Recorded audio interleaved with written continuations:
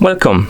In front of me I have Samsung Galaxy Watch 6 and I'm gonna show you how to change the screen timeout duration on this watch. Basically how quickly the screen turns off once you stop using your watch.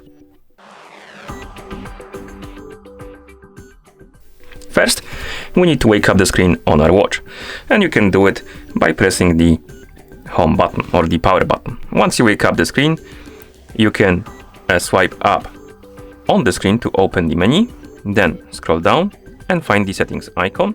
Once you find it, tap on it to enter the settings. In settings, find the option called display and tap on it.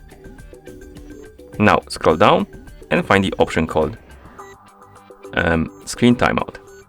Once you find it, tap on it. And here we have the list of durations we can select. We have 15 seconds, 30 seconds and 1 minute. Select the one you like. And once you're done, you can press the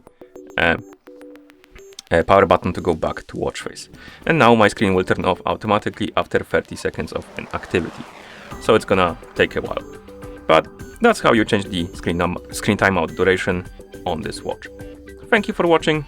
If you found this video helpful, please consider subscribing to our channel and leaving a like on the video.